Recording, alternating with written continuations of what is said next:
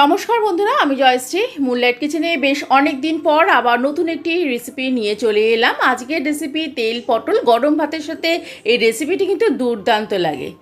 আসুন তাহলে দেখে নেওয়া যাক আজকের এই রেসিপি তেল পটল। কড়ায় বেশ কিছুটা পরিমাণে সর্ষের তেল আমি নিয়ে নিয়েছি। তেলটা গরম হয়ে যাওয়ার পর দিয়ে দিচ্ছি 1.5 কিলো পরিমাণে খোসা ছাড়ানো পটল। পটলগুলো আমি দুমুখ চিড়ে নিয়েছি।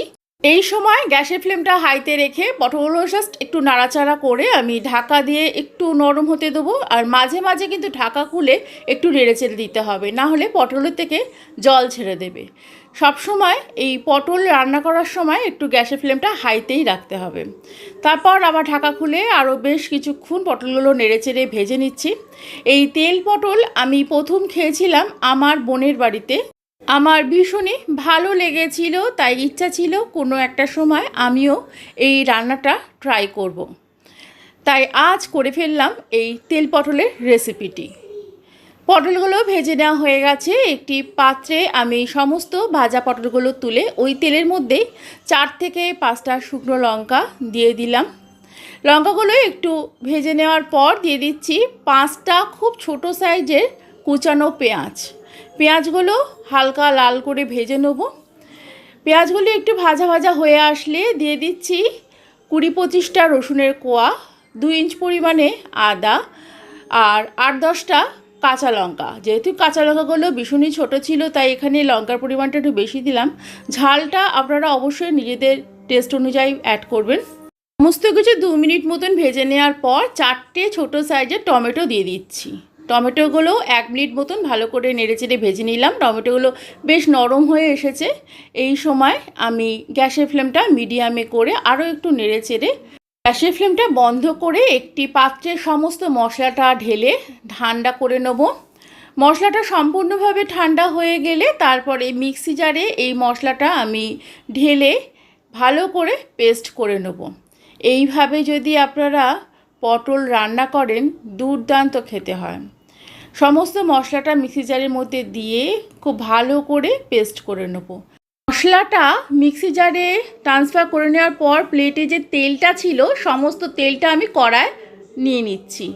আলাদা করে আর তেল দিচ্ছি না, যথেষ্ট পরিমাণে তেলই কড়ায় রয়ে গেছে। এই তেলেই রান্নাটা হয়ে যাবে। 1 চামচ পরিমাণে লঙ্কার গুঁড়ো, 1 চামচ পরিমাণে হলুদ গুঁড়ো দিয়ে মশলাটা আরও একটু নেড়েচেড়ে নিচ্ছি। তারপরে সমস্ত বাটা মশলাটা দিয়ে খুব ভালো করে মশলাটা আমি 2 থেকে 3 মিনিট একটু কষিয়ে নেব। তারপর এর মধ্যে দিয়ে দেবো স্বাদ অনুযায়ী নুন দিয়ে আরও একটু ভালো করে কষাবো। গুঁড়ো মশলা যদি আপনারা এইভাবে একটু তেলে ভেজে নিতে পারেন তাহলে কিন্তু রান্নার কালারটা দুর্দান্ত আসে। মশলাটা 1 মিনিট মতন ঢাকা দিয়ে একটু হতে দেবো। মশলা থেকে তেল ছেড়ে দিলে সেই সময় দিয়ে দেবো 1 চামচ পরিমাণে জ্যাগরি পাউডার। আপনারা যদি জ্যাগরি পাউডার বা গুড় দিতে অপছন্দ করেন তাহলে অবশ্যই 1 চামচ চিনি অ্যাড করতে পারেন। এর ফলে রান্নার একটা ব্যালেন্স আসে। সামান্য একটু মিক্সি জারে জল দিয়ে সেই জলটা এর মধ্যে দিয়ে একটু কষিয়ে নিয়ে দিয়ে দিচ্ছি 2 মুঠো পরিমাণে কড়াইশুঁটি বা মটরশুঁটি। মশলাটা আরও একটু নেড়েচেড়ে আগে থেকে ভেজে রাখা পটলগুলো দিয়ে খুব ভালো করে নেড়েচেড়ে একটু ভালো করে সমস্ত মশলাটা মিশিয়ে নিতে হবে। সমস্ত মশলাটা খুব ভালো করে পটলের মধ্যে মিশে যাওয়ার পর ঢাকা দিয়ে কিছুক্ষণ হতে দেবো। এই সময় গ্যাসের ফ্লেমটা অবশ্যই মিডিয়ামে রেখেই রান্নাটা করতে হবে। 2 মিনিট পর ঢাকা খুলে পটলগুলো একটু প্যাচুলার সাহায্যে ভেঙে ভেঙে নিচ্ছি। যেহেতু পটলগুলো আগে খুব ভালো করে ভেজে নেওয়া হয়েছে তাই এই রান্নাটা করতে খুব বেশি সময় লাগলো না। গ্যাসের ফ্লেমটা একদম লোতে করে আমি 5 মিনিট ঢাকা দিয়ে রেখে রান্নাটা করব। তারপর গ্যাসের ফ্লেমটা বন্ধ করে 2 মিনিট স্ট্যান্ডিং টাইমে রেখে সার্ভ করে দেবো গরম ভাতের সাথে। আপনারা রুটি, পরোটা, লুচি সব কিছুর সাথেই এই রেসিপিটি সার্ভ করতে পারেন। ভীষণই ভালো লাগে। আরও একটা কথা বন্ধুরা, আপনাদের মধ্যে অনেকেই আমাকে ফোন কলে জানান আমার রেসিপি আপনারা আগ্রহের সাথে দেখেন, কিন্তু একটা লাইক যদি আপনারা দিয়ে দেন না, ভীষণ ভালো লাগে। আপনারা রেসিপিটি দেখে লাইক না দিয়ে চলে যান, খুব খারাপ লাগে। আমিও তো অপেক্ষায় থাকি, তাই বলছি প্লিজ এরকম করবেন না। একটা লাইক দিয়ে নতুন নতুন ভিডিও আপলোড করার জন্য আমাকে মোটিভেট করুন। আপনারা ভালো থাকবেন, সুস্থ থাকবেন। ধন্যবাদ।